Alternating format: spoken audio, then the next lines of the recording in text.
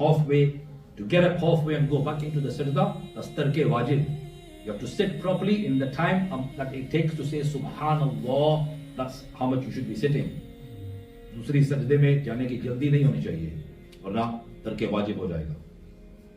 And then to pray Surah Al-Fatiha is wajib. To join a surah to that is also wajib. To immediately go into ruku is also wajib. To go into the next farz without the delay that it may take to say, the time it may take to say Subhanallah 3 times, if you've delayed it, it's tarke wajib again. And then the positioning of the toes, which I mentioned last week, the inner part of the toes, or 3 toes from each feet, need to be firmly pressed. The feet should not be just on the tips of the toes. Otherwise, your sajda is not established, which is the heart of salah. Your sajda is not established. Astar ke fard, no matter how many sajda sahw you do, sujood sahw, it is not going to validate your salah. Your salah is fasid. It is rejected. It needs to be offered again. We have rules in dunyavi things.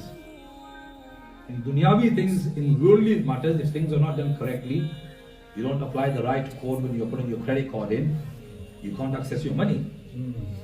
Even in sports, they have rules. When they're playing cricket, the person who's bowling, if he goes past the line, it's a no ball. So how can you be so casual about salah?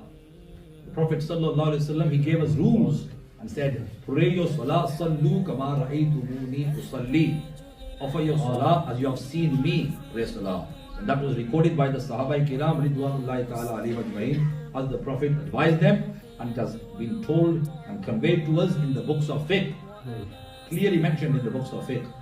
If you study the Sayyid Nizami, you can see from the Kutub, the primary sources, how to pray salah. The Prophet ﷺ has described it.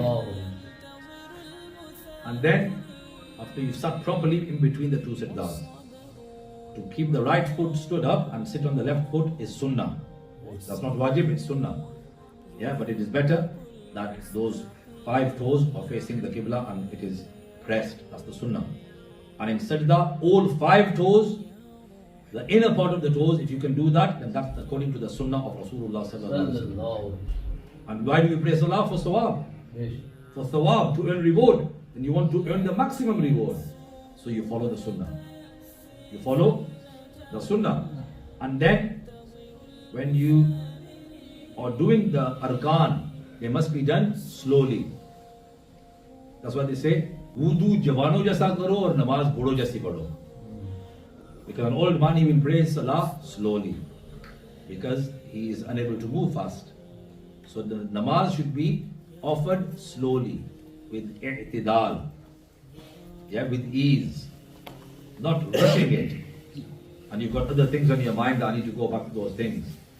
That is not a salah with khushru. So and the wudu, why do they say do it quickly? Quickly but correctly. But correctly.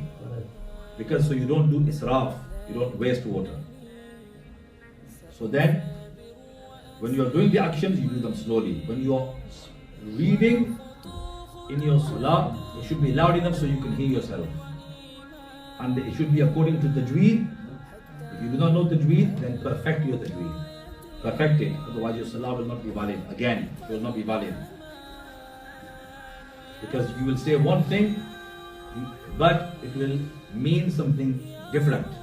So the pronunciation of the letters, the huruf of Arabic language have to be correct, from the correct makharij, the positioning of the tongue. If this is not satisfied, salah is rejected once again. And then when you are sitting in the qa'dah, then you should be looking in your lap, and your hands should not be on your knees, they should be on your thighs.